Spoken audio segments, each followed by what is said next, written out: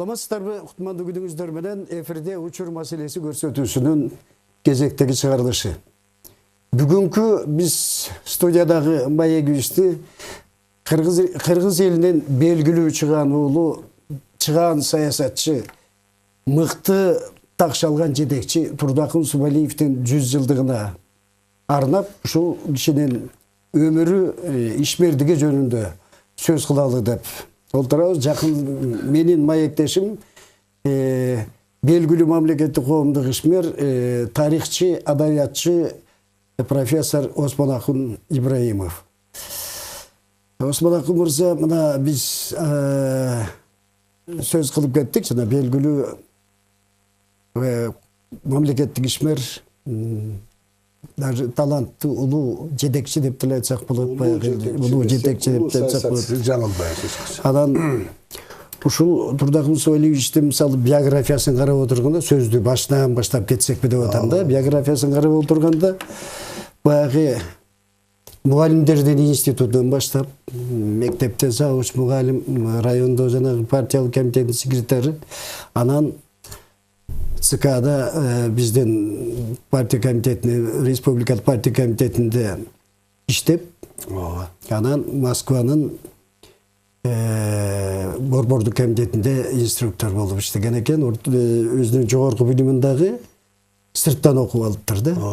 Анан ушул адамдын 61-жылы ошо Кыргызстан Компартиясынан биринчи катчылыгына тандалып калышынын канчалык мыйзам ченемдүүлүгү бар? Же капыстан ушундай болуп калды? Жок, эч качан капыстан болгон эмес, конечно. Биринчиден ал кезде Исхак Разаков бир 10 жылдан ашуун иштеп, мындай 10 жыл деген көп эле срок, көп эле мөөнөт иштеп, өзүн көрсөтүп, анан эми 10 жыл иштегенде өйдө төмөн иштер болот, кемчилиги болот, ийгиликтер болот. Албетте Исхак Разаков учурундагы эң мыкты деген, ал киши да улуу саясатчы деп аташка толук татыктуу адам. Иштеген кезде анан эми Хрущев бийликке келгенден кийин Хрущев эмне кылган? Бул саясатта дайым эле тааныш нерсе го. Жаңы жетекчи келгенде сөз өзүнүн командасын түзгүсү келет, жаңы программалар болот дегендей.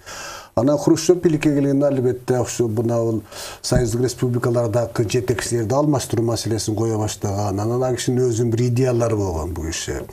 Хрущевдун Сталинден кийин бийликке келген Хрущев өзүнүн айыл чарбасы боюнча, мисалы үчүн Совнарком деген болгон убагында колхоздорду көпчүлүгү совхоз деп айткан, колхозчу дегендин ордуна жумушчу деп совхоз иштегенде, ушундай көп реформаны кылам деп, анан кийин бул киши мына республикада жетекчиликти алмаштыра баштаганда, ошол толкунга Разаков түшүп келип калган, Исхак Разаков. Анан ал кишини ошо өтө деле чоң бир кемчиликтер болгон эмес, албетте. Алардын айтып отуштун кереги жок, бирок ошо ар кандай шылтоолор менен баягы текшерип, комиссия түзүп ана кишини алмаштырышкан. Бирок ошо кезде ошо биз айтып аткан борбордук комитеттеги эң мындай профессионалдык жактан, билими жагынан, тажрыйбасы жагынан бышып жетилип калган жетекчи албетте Турдакын Субалиев болгон. Өзүңүз айтканда дегенде Бишкекте айылда мугалим болуп иштеп, райондо иштеп, андан кийин шаарда иштеп, ушундай иштеп бышып калган киши. Анан эң негизги согуш убагында тылда кимдир бир тылды да уюштуруш керек. Согуштагы болуп аткан кем каршылык уюштуруш үчүн, камсыз кылыш үчүн тылдагы ишти уюштуруш керек. Тыл деген бул өтө ошол фронттогудай эле катуу иш болгон. Бактылуу иш экен, ошо тылда калып иштеп, тылдын ишин уюштуруп, ошентип жеңиштер ошентип жеңишке жетишилгенде. Анан ошодон кийин бул кишинин дагы бир чоң бактысы, менин оюмча, өзүн эми жакшы көрсөтсө керек, өзүнүн кандай кызматкерлигин көрсөтүп далилдесе керек. Ушу кишини Москвага, ЦКга алып кетишкен кызматка. Ошол жерде иштеп жүрүп бул киши баш аягы биринчиден бул Москва. Соғыштан кейинки Москва элдин баягы маанайы көтөрүлүп, жеңишке жетиштик деп Москвада көп өзгөрүштөр болуп турган кезде ошо кудум мындай айтканда кайнаган маданият менен илимдин, саясаттын кайнаган жеринде 10 жыл жүрүш, бул албетте Турдакын Субалиев үчүн чоң биринчиден мектеп, экинчи анан тажрыйба, орустун тили, орустун маданияты эми ал кезде ансыз мүмкүн эмес болгон.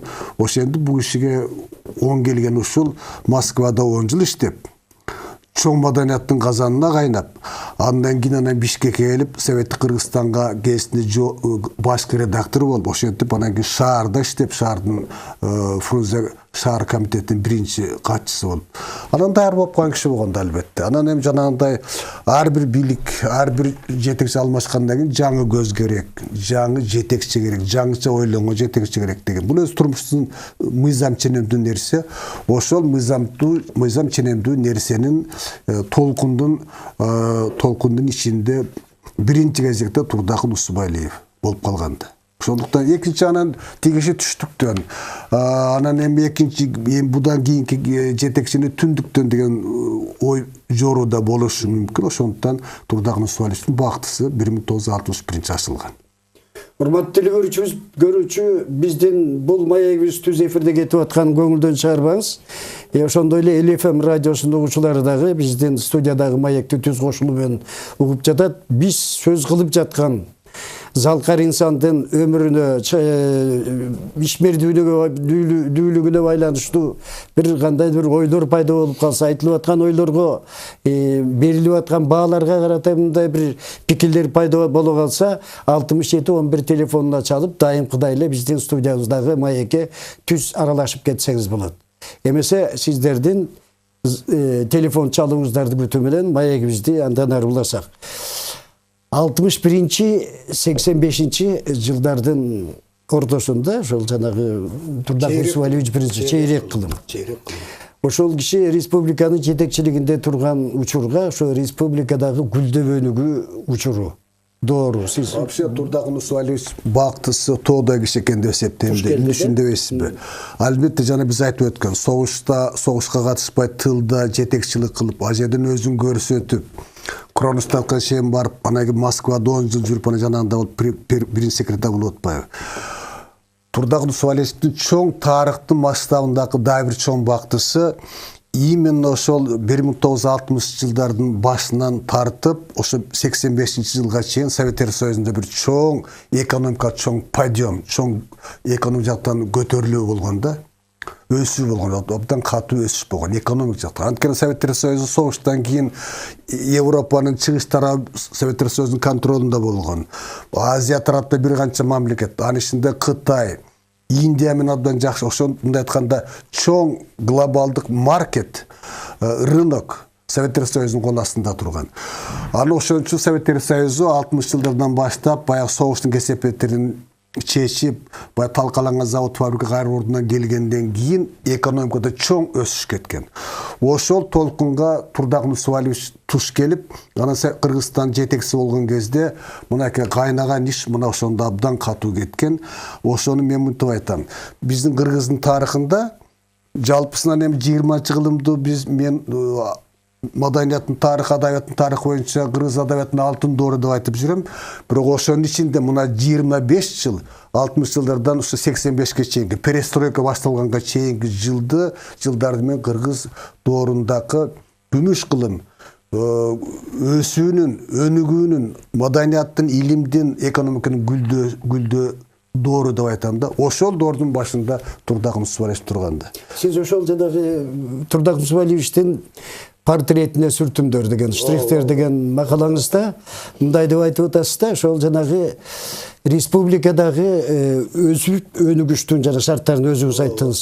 Советтер Союзунда болуп көрбөгөндөй жанагындай өнүгүштүн болгондугу, ошол учурда союздук бюджеттен республиканын бюджетине ченемсиз баягы кошулуп аткан салымдар кирип аттар. Анан кийин үчүнчү негизги шарт айтканда инвестиция. Анан үчүнчү негизги шарт ошол учурда анан Толгон Токой баягы мүнөздөрү менен баягы сапаттарын санап келип, ушундай адам Турдакын Усубалиевичтин жетекчи болуп турганы негизги ролдордун бирин ээлеген деп айтып атасыз да. Ошол ойду ушул жерден көрүүчүлөрдү айта кетейин. Мен Турдакын Усубалиевичтин биографиясы, саясий тагдыры, бул кишинин өмүр жолу мен үчүн абдан кызыктуу тема болгондуктан мен ошол кишинин өмүр жолунда китеп жазып, Москвадан чыгарайын деп буйруса ушу даярданып атам. Москвада чыгат деген ойдомун. Жизнь замечательных людей деген чоң сериядан улуу адамдардын өмүрү жөнүндө сериядан чыгарып атам. Ошол изилдеп отуруп Турдакын Усубалиевичтин бир көп эле жактары ошол ичинде бир сапатына абдан катуу көңүл бурдум да. Бул сапат Турдакын Усубалиевичтин ушу иш дегенде бул ишин эң негизи кызыкчылыгы иш болгондо. Эми адам деген, пенде деген арганда кээде алаксып кетет, кандайдыр иштер чыгып кетет, жана башка интрига, же бирөөдөн өч алуу деген сыяктуу. Жок. Бул киши мындай айтканда бир ушунчалык ишке берилген киши болгондуктан башка эч нерсе калаксабай Кыргызстандын экономикасын көтөрүү, маданиятын көтөрүү, илимин көтөрүү боюнча ушу мындай айтканда күнү түнү иштеген киши болгондо. Айтып атпаймынбы? Эгерде ошо жана мен айткандай сонун гүлдөгөн доордо да жетекчи, жакшы эмес жетекчи болсо көп нерсе унутулуп калат да. Анын экинчи анан кем калмак. Албетте. Биринчиден биздин кошуналарыбыз. Казакстандын башында Кунаев, член Политбюро, ошол кезде саясий бюронун мүчөсү. Өзбекстандын жетекчиси Шараф Рашидов, ал киши кандидат. А биздин Турдакын Усубалиевич жөн эле Борбор комитетинин мүчөсү. Ошондуктан баягы шанс да арганда болгондо. Бирок ошого карабастан, эми бул чоң империянын аргандай ыкмалары, аргандай способтору болгондо, ошону Турдакын Усубалиевич колдон келишинче, мүмкүнчүлүгүн жетишинче эң негизги дипломатиялык, ушу өзүнүн сүйлөшө билүү, пикир табыша билүү, тил табыша билүү жөндөмдүгү менен мынакей караңыз, мына Токтогул КСинде караңыз. Мен Токтогул КСин эң биринчи жолу көргөндө ушунчалык таң калдым да. Токтогул КСи мен үчүн жана Египеттин пирамидасында эле көрүндү.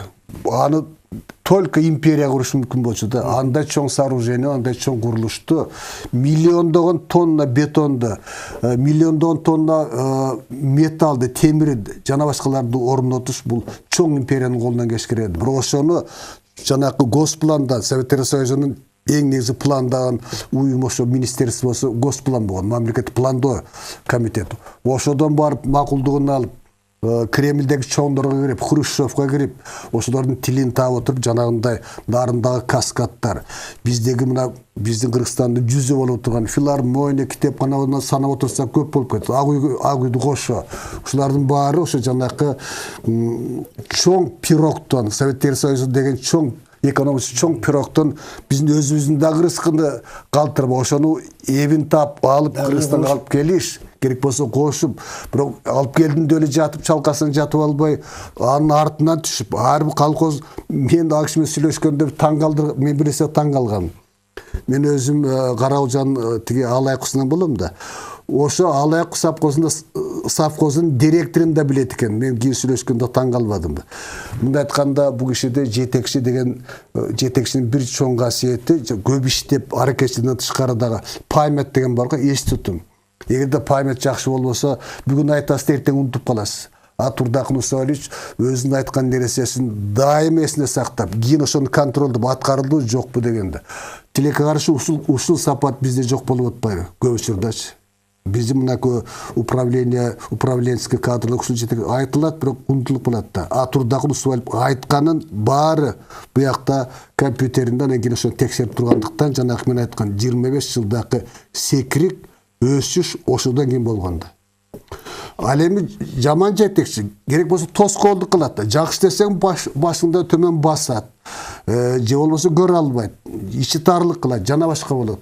Ошол эле маданият ишмел, ошол эле Чыңгыз Айтматов мисалы үчүн. Ой, Чыңгыз Айтматов деген дүйнөгө тарылып кетти, муну бирдеме кылыш керек деп токтотуп бир тоскоолдук кылса болот беле. Же болбосо биздин артисттер ошо 1000 жыл кыйып, чокмор, жана башка. Жок, ар бирине ошон үчүн Бибисарай Бейшана эле, биздин эле кийинки Айсулуу Токонбаева сыяктуу чокмор ушулардын баарында колдон келсе жардам берип, ошолорго сүйүнүп, ошолордун ийгилигине кубанган киши гана ошондой иш жасамакта. Болбосо маданиятта андай мисалдар толтура. Өсүп аткан, дүйнөгө ат таралткан кишилерди бутка тээп, токтотуп коюш, же бирдемесин уят кылып партиядан чыгарып, сындырып коюш деген нерсе ал оңой эле нерсе болгон.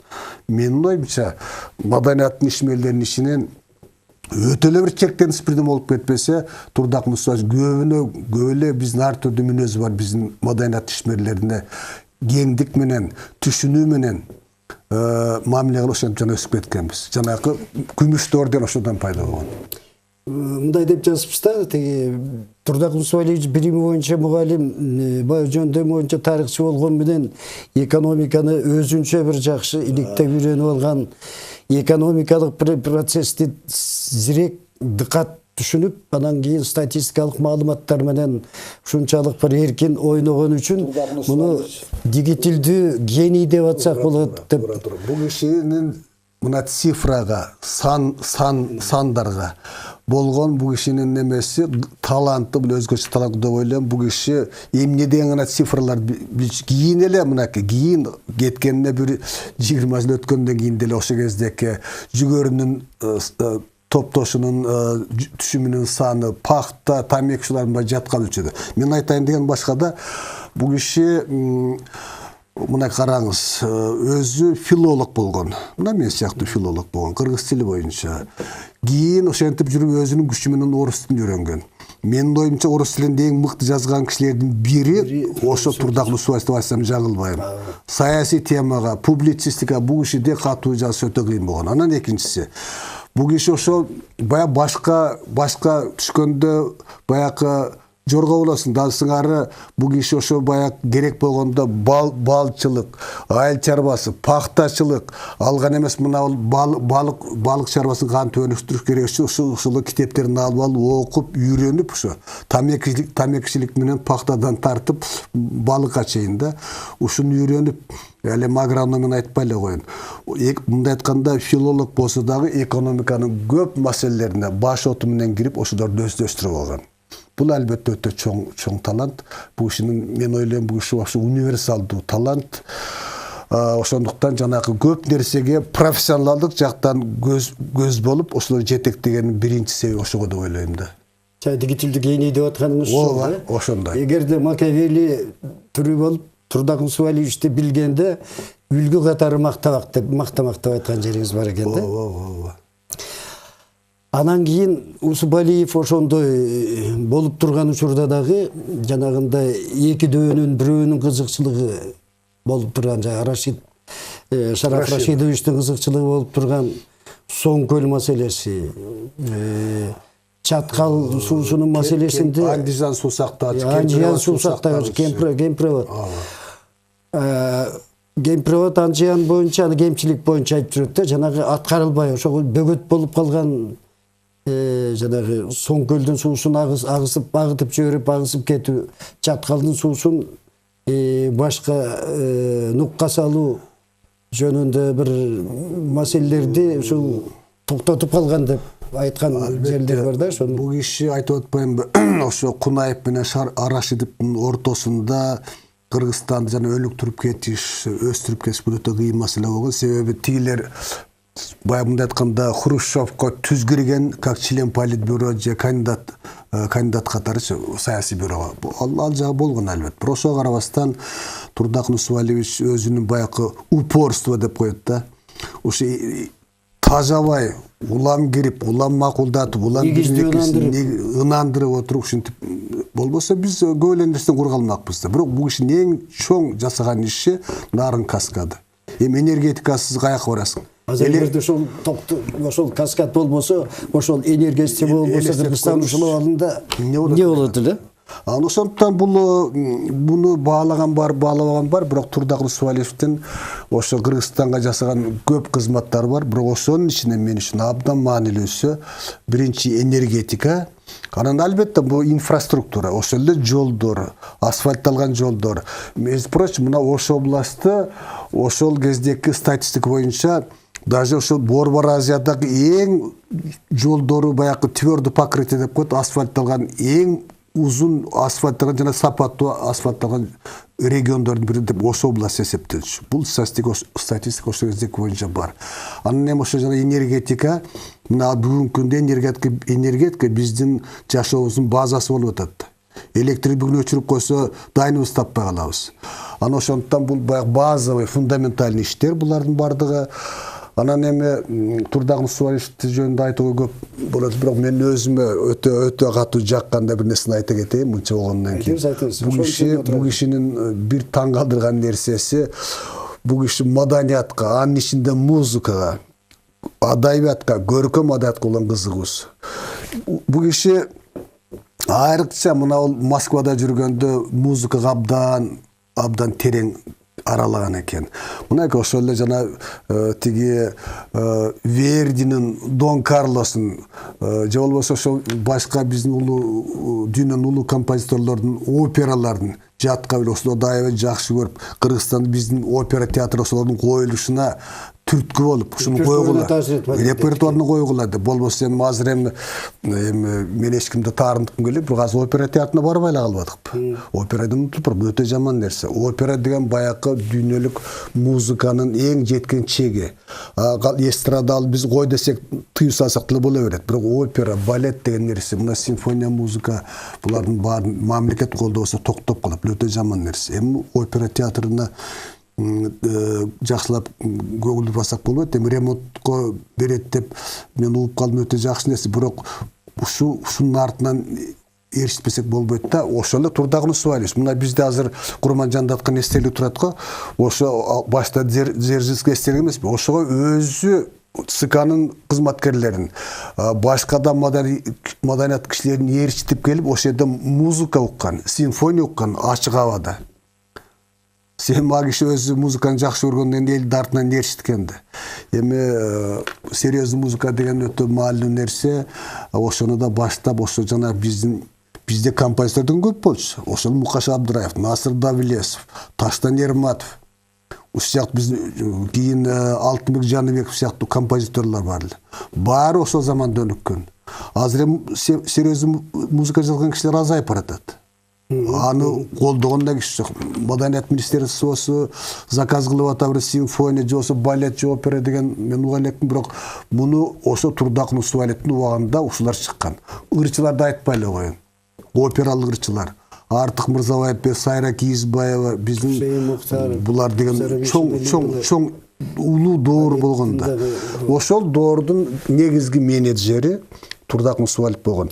Эми бул жерден дагы нерсе да, биз бир мактаганда өтө катуу ашырыбыз да, анан кээде дайыныбыз таппай калабыз. Албетте Турдак Нусуалиевди такыр эле мен идеалдаштырбегенден алысмын. Турдак Нусуалиев ошо мамлекеттин башында турган киши.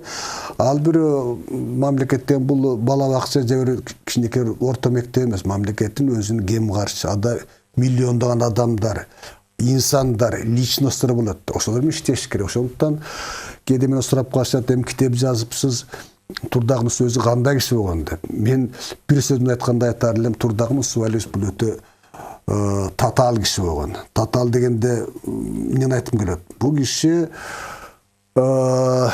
душмандары менен, аны жаман көргөн кишилер менен да, жакшы көргөн кишилер менен дагы закондун алкагында иш алып барган. Мисалы үчүн бир кызык нерсе, мына Түгелбай Сыдыкбек менен Турдак Нусуалиевдин экөөнүн баягы полемикасы мындай өтө кызык тема да. Ошо жана эскерүүлөрүндө Турдак Нусуалиев улуу киши экен. Ошо мага ошо китеп жазыш абдан жеңил болду бир чети. Себеби ошодо Түгелбай Сыдыкбектин жазган каттары кошо киргизиптир китебинечи. Түгелбай Сыдыкбек Турдак Нусуалиевди абдан катуу сындаптыр. Кыргыз тили боюнча, өткөн доордун мурастары боюнча, жана улуттук азчылык, көпчүлүк деген маселе боюнча абдан эле остро маселени койгон.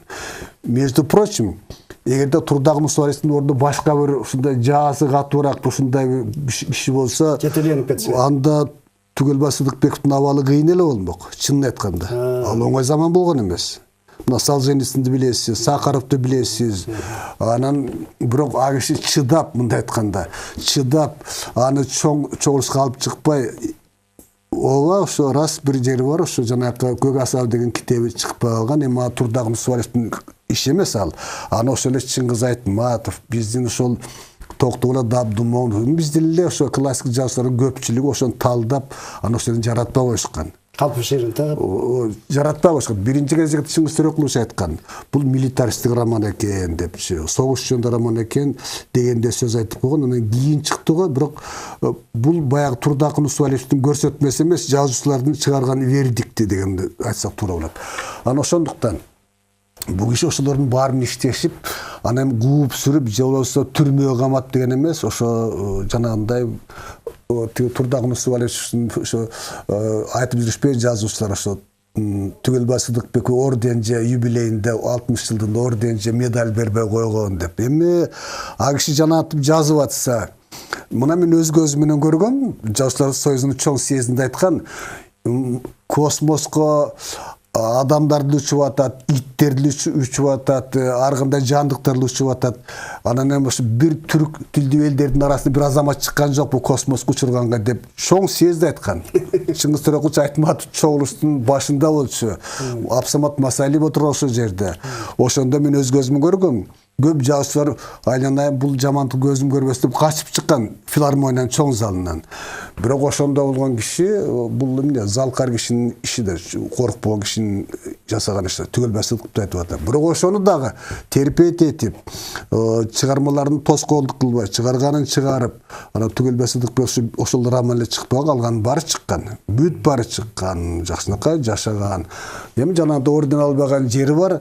Эми пенде экен да, Турдагым деле пенде, Сыдыкбек деле пенде. Ал киши көрүп туруп, чоң саясаттын чечимдеринин макул болгусу келбегенде ошентип жазган каттарды көпчүлүгү туура болгон. Ана Турдагым ошол кезде саясатын алып барысы болгондон кийин кээ бирине макул болсо, кээ бирине макул болгон эмес. Менин оюмча бул нормалдуу нерсе го деп ойлойм. Бул жерде эми кошпой кылабыз дагы музыкадагы, адабияттагы, маданияттын түрдүү тармактарындагы бийиттиктер ошого Турдагым Субанычтын тийгизген таасири жөнүндө. Ошол жерде кыргыз керемети деп бир бизде бир чоң кубулуш деп коебуз, ушундай нерсе болду эле. Ошондо Турдагым Субанычтын жетекчилик эмеси барбы? Албетте. Колунун тагы. Биринчиден кино тартуусуна акча бөлүш керек. Акча бөлбөсөбүз кино тарта албайбыз. Ошол Төлөм Сокеевдин мыкты фильмдери, Болот Шамшиевдин фильмдери, Геннадий Базаровдун фильмдери ошол кезде тартылганда. Убыкеевдин, Мелис Убыкеевдин фильмдери. Ал үчүн акча бөлүш керек. Акча бөлгөндө мисалы үчүн мынакей. Киного да өзгөчө мисалы үчүн Ак кеме фильми. Ак кеме фильми бул өзү чын айтканда бир топ эле чоң союздук аренада сынга кабылган чыгарма болгон Ак кеме Чыңгыз Айтматов. Эмне үчүн бала акыр жаанда бала сууга түшүп өлүп кетти, кандай болуп кетти, бул туура эмес деп көп сындар болгон. Ошону фильм тартам дегенде Турдагым Субанычтын койгулаш мындай жөнө туралы да бир чатакты баштабай деп токтотуп койсо болмок. Же болбосо Мелис Убыкеевдин жанакы Тайгак кечүү деген чыгармасы. Анда 16-жыл сөз болуп атат. Ал жерде орустардын орус колониализминин маселеси турат. Аны деле токтотуп койсо, койгула жөнө туралы. Же болбосо мен да кызматымын кышайып кетпейин, жөнө турайын деп токтотуп койсо болмок. Жок, алардын баарын уруксат берген. Ошо кинону ар бирине бирден акча бөлүп берип киносын тарттырган. А кишинин колунда любой нерсени токтотуп коюш ничего не стоило. А киши баарын уруксатты берген. Усубалиевдин кемчиликтери жок, моорекендей деп коеюнчу мен.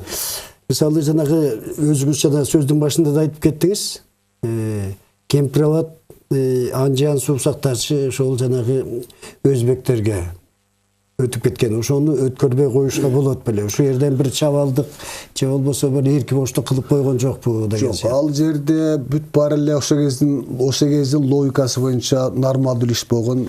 Биринчиден Өзбекстанга арендага берилген, ал убактылуу түрдө берилген. Анан эми ал кезде айтып атпайм, маселелер Кыргызстанда эмес, Москвада, Кремльде чечилген. Эми бул жанакы, между прочим, бул маселе украиндерге Крым өтүп кеткенде эле кеп да. Хрущев иштин ылайыгына жараша, жана инфраструктуранын, жолдордун, келген суулардын ылайыгына жараша Крымды Украинага берип коймуш үчүн Хрущев. Ал Украина подарит эткен эмес, ал жөн эле баягы националисттердин, журналисттердин апыртмасы. Ал ошо ылайыгына карата берип койгон. Эми Хрущев ойлогон эмес да, Советтер Союзу тарап кетсе эмне болот деп ойлогон эмес да. Баарыбыз ойлочу элек го, Советтер Союзу эч качан тарабайт, бул эч качан өлбөй турган империя деп ойлош эмес белек. Кудайдын буйругу башкача экен, Советтер Союзу тарап кетти. Ошону тала кездеги чечим боюнча ошо жанакы Орто Азияга, айрыкча Өзбекстанга суу маселеси өтө катты. Ошону чечип бериш үчүн болгон маселе болгон. Бул жерде эч кандай бирөөдөн тартып алуу же басып алуу маселе болгон эмес. Другой вопрос. Кийин ошо маселени коюп, ошону мына биздин жерибиз экен, бул жер арендасына алган экенсиз деп чечиш маселеси болгон жок да. Бул ал башка маселе, ошону талап ошондой. Анан эми Турдагым Субалиев жөнүндө жанакы адам катары эми такыр идеалдаштырып коюу туура эмес. Идеалдуу адам дүйнөдө жок. Менин оюмча Турдак Нусубаевдин бир өтө кызык мүнөзү. Менин оюмча он не умел прощать. Бир нерседен кыйшайган же болбосо бир нерседен туура эмес кетип калган жетекчилерге, мындай айтканда жетекчилер эмес, бир журналисттер айтайын, журналисттер бар. Мисалы мынакей кийин эле мына Асаба деген кез чыкканда, ошо кездин аябай Турдак Нусубаевда аябай ушундай жазышканда, эми өтө эле баягы ыгы жок дегендей да, өтө грубый. Аны ошо Турдак Нусубаевдин кийинен кийин ошо Мелис Эшимхан моюнуна кырсыякта моюнуна ботокурун салып алып келип кечирим сураганда Турдак Нусубаевич кабыл алып кечирдим да деген эмес, кечирген да жокму деген эмес, угуп туруп анан басып кеткен. Бул экинчиси. Ошондуктан бул мен айтар элем муну бул кишинин мүнөзүнүн катуулугу депчи. Бул киши мүнөз катуу болбосо мамлекетти башкаруу мүмкүн эмес. Аз болбойт. Катуулук болмоюнча строгость деп коет го. Орусча ошо катуулук болмоюнча мамлекет башкаруу мүмкүн эмес. Анан бир күн туруп аны мактап эртеси күнү жактап ийген болбойт, эртеси күнү кубалап ийген болбойт. Ошо кемчилик кеттиби? Значит, ошол ал моралдык жактан же юридикалык жактан туура эмес болдубу, ал аягына чейин ошентип туруш керек. Ана ошондуктан Турдак Нусубаевдин бул мүнөзү катуулугу. Жанда кечирдим деп айтпаганы бул болгон фактын аны эч ким бурмалаган мүмкүн эмес. Ошол эле баягы депутатка барганда атын айтпай эле, ошол жерде бир депутаттар менен кармашып Кочкордо, анан ошондо болгондо кийин алар да келип Турдак Нусубаевич, сиз биз үчүн ата сыяктуу кишисиз, биздин пирибиз, сиз балан түкүн деп келгенде дагы Турдак Нусубаевич башындагы кийизген тебетейин, үстүндөгү чапанын ошо кийизген эч качан жериген эмес. Бирок кечирдим, болдум, бүттү, маселе чечилди дебей кетип калган. Бул адам баласында бирден мүнөз болот экен да. Бул жетекчинин Турдак Нусубаевдей жанагындай көп жыл мамлекеттин башында турган кишинин мүнөзү деп айтууга болот эле. Бул менимче бул туура эле нормалдуу эле нерсе. Анан экинчи анан Турдак Нусубаевич ошол Сталин замандагы жетекчи да. Сталин заманында өсүп чоңойгон, ошо карьерасы Сталин заманында башталган. Сталин заманында Москвада иштеген. Анан Сталиндин көп эле нерсесин совет жетекчилери алган да өзүнө. Ошо кишинин катуулугу мисалы, ошо кишинин мындай оңой менен бир компромисске барбагандыгы, принципиалдуу маселелер боюнча шулардын бардыгы совет жетекчилеринин көпчүлүгүндө болгон. Ошол тажрыйба, ошол стиль Турдак Нусубаевичке дагы кайсы бир деңгээлде, маанилүү деңгээлде мүнөздүү болгон, албетте. 85-жылы Турдак Нусубаевичти кызматтан бошотушту. Кызматтан бошотконунун себеби Турдак Нусубаевичтин республикасында иш жүрбөй атып, иш жөн билбей ишти башкара албай калгандан эмес, Турдак Нусубаевичти жанагы Бишкек шаарын өзгөчө түрдөнтүп, анан борбордук аянтты ак брамар менен каптап салганы Крыловдун тамсилин билесиз да. Муну үчүн макташ керек эле го деп ойлойм. Крыловдун тамсили бар го, карышкыр менен козу дегендей. Ансыгары тиги жөн эле эптеп, кылдан кыйкым таап, эптеп бошотуш керек болгондо, чынын айтканда. Анан бул бир жагы, анан Бишкек шаары жана Турдак Нусубаев деген тема, мындай кандай, изилдөө үчүнбү, макала үчүнбү, же китеп үчүнбү өтө кызыктуу тема. Анан эми бул мен мынтип айтар элем. Бишкек шаарынын борборун өнүктүрүү, бир тагыракта борбор шаарынын кайра куруу, Бишкекти кайра куруу деген маселе ушул чоң эрдик, албетте Турдак Нусубаевдин личный, жеке жетекчи катары эрдиги деп айтар элем. Себеби жана көп ошо кезде биз көзүбүз көрдүк, балким сен да көргөндүрсүң. Борбордо Киргизия деген мейманкана бар, бер жакта КГБнын чоң зданиясы бар, ошо КГБнын подвалында нечең биздин кишилерибизди 37-жылы кыйнаган экен. Бер жагында да ушундай көп нерселер бар. Ошолордун баарын алып бузуп ошондорду азыр Кыргыз Бишкектин тарыхый борборун куруш деген нерсе бул өтө чоң эрдик болгон. Чындыгында кантип Турдаган Усубалиев ушул проектти макул кылган Кремльде жана Госплан жана башкаларда бул менимче мен аны биле алган жокмун, анткени ал өтө татаал маселе. Бирок жыйынтыгы негизгиси ошол Бишкекти кайра куруу боюнча проектти бекитип, ошону жанагы ар түрдүү чиновниктердин тепкичтерин алып өтүп анан кийин реализациялоо. Бул албетте Турдаган Усубалиевдин чоң эрдик, албетте. Чоң эрдик бул деген. Кичинекей ошол макалаңызда айтасыз да, кичинекей бир чоң кыштакты шаарга айландырган деп айтып атасыз. Бишкек ошо койгон мурам суроосунда болгон, эмне Бишкекти жалаң ак мраморго каптап таштадыңыз деп. Анан ошондо айткан экен, эмне Тбилисини каптаса болот, Алматыны каптаса болот ак мраморго, граниттерге, анан эмне Бишкек болбойт? Тем более гранит деген бизде бар, өзүбүздүн мраморубуз бар, эмне үчүн болбойт деп жооп берген. Бирок албетте Кремльде ал суроого эч ким канааттанган эмес. Анан дагы бир бул тарыхый анекдот деп айтсак болот. Турдаган Усубалиев Бишкекке филармония курат элек деп барат да, СКгач барса, ошо пландоо комитетинде тияк биякта сурашыптыр да, а зачем филармония деп. Анан айтып, бизде чоң маданиятыбыз бар, чоң кырчыларыбыз бар, ушу керек десе, анан араң макул болгон экен. Бирок бизге орган куруш керек. Орган деген музыкалык аспаптардын атасы ошол да. Органда курат элек десе, бирөө айтыптыр, Турдаган Усубалиевдин өзүнүн айткан сөзү. А зачем кыргызам орган деп айтканды? Анан биздин маданиятыбыз, чоң маданиятыбыз бар. Тигинде улуу адамдарыбыз чыккан, дүйнөгө белгилүү деп айтып, анан ошентип көндүрүп, анан тилек карасаңыз органыбыз көп иштебей турат. Муну иштетиш керек албетте. Дүйнөлүк маданиятка биз дагы ошо аралашалы да. Иштебей турат, ошо Турдаган Усубалиев койгон орган, бирок ошондо болсо дагы жанагындай иштерден кийин болгон филармония жана орган.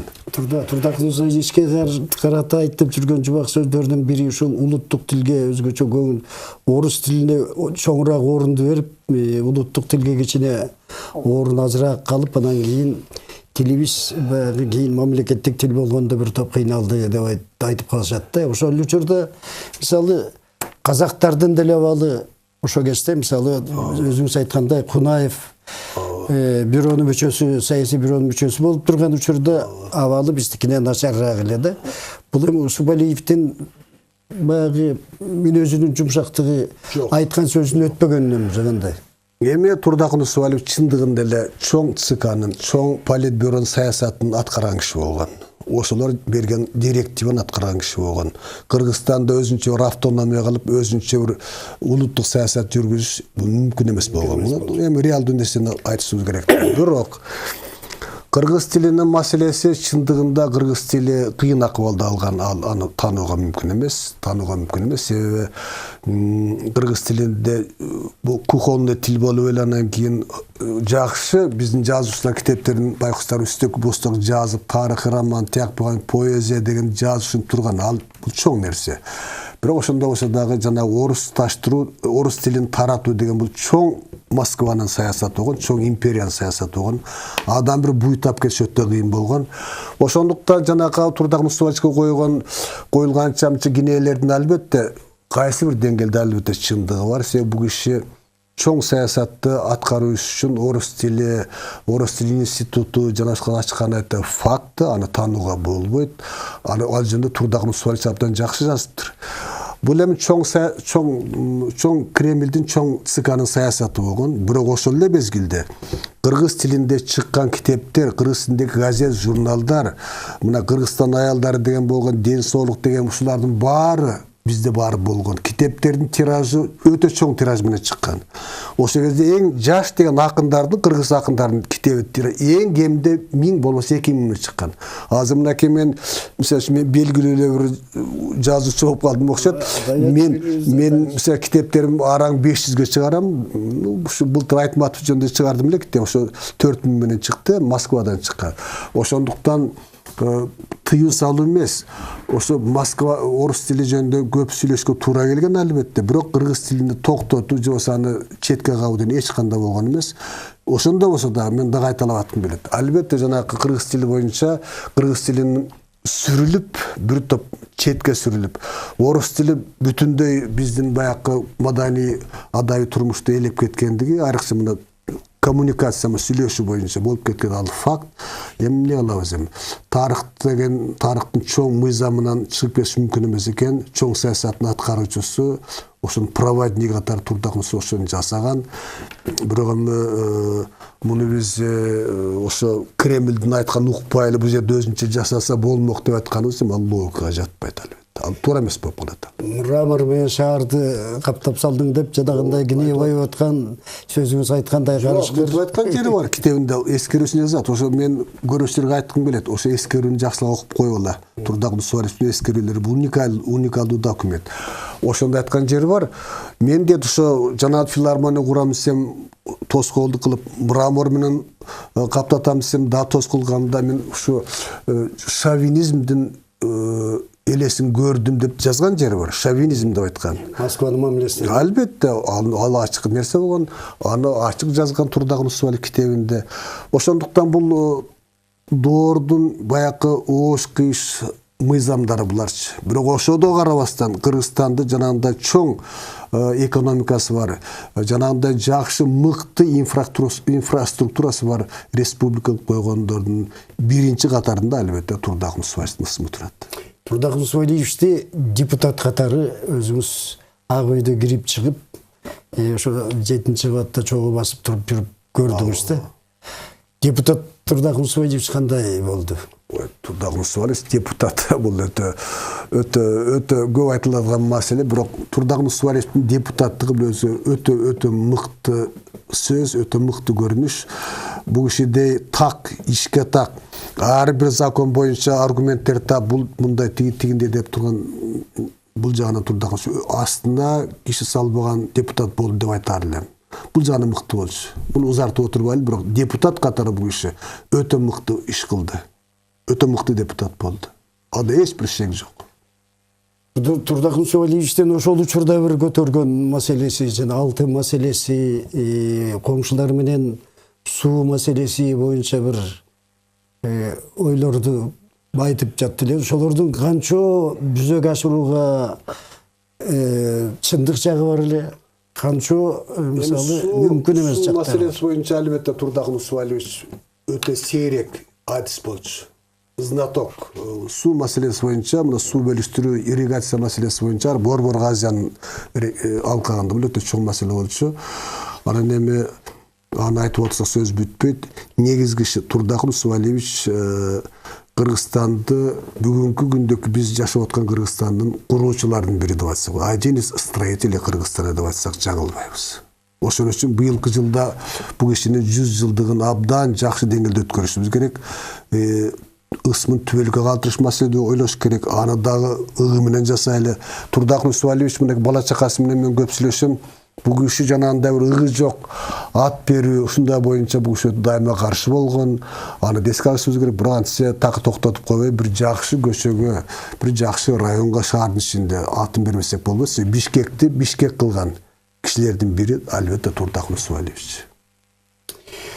Турдак Мусабаевич баягы кызматтан кетип калды. Кызматтан алып салышты, анан көшөрүп өзү ошол жанагы партиядан да чыгарып коюшпадыбы? Партияга кайра баягы партиялуулугун кайра калыбына келтирүүгө өтө көп аракет жасады. Өтө көп аракет жасады. Ушуну эмне түшүндүрөт элеңиз? Эмне кереги бар эле ошо Турдак Мусабаевичке? Бул киши үчүн бул партияга кайра восстановить этиш бул принципиалдуу маселе болгон. Себеби ал өзүнүн ысмын партиянын коммунисттик партиянын алдында өзүнүн ысмын тазалоо, өзүнүн баякы адилетсиздикти кайра ордуна келтирүү, адилетсиздикти жеңүү деген маселе менен болгон. Бирок партияга кайра мүчө болгону менен жанагы ошол кезде коммунисттик партия кайра түзүштү, өзүнчө бир уюм жасашты, партияга регистрация кылды, буга катышпай койду. Мен ойлойм, бул Турдак Мусабаевич бул чоң дилемма болгон. Ошо кайра партияга барып, кайра партиянын ишин иштеп сөзүн сүйлөйүнбү же жокпу деген маселе бул Турдак Мусубаевич менен өтө чоң маселе, чоң философиялык, моралдык маселе деп айтар элем. Турдак Мусубаевич кайра барган жок партиясына, Компартияга барган жок. Бул биринчиси. Экинчиси, себеби менимче адез будез баары Турдак Мусубаевич тарыхтын мыйзамын билди го деп ойлойм. Вактын саягына чыгып калды. Келип студиябызга келип ушул залкар адамдын, залкар инсан жөнүндө өзүңүздүн жакшы ойлоруңузду айтып кетип атканыңыз үчүн чоң рахмат. Урматтуу телекөрүүчүлөр, сиздер учур маселеси көрсөтүүсүн көрдүңүздөр. Кайрадан ушундай маектерде жолугушканча сак саламатта болуңуздар. Баарыңыздарга рахмат.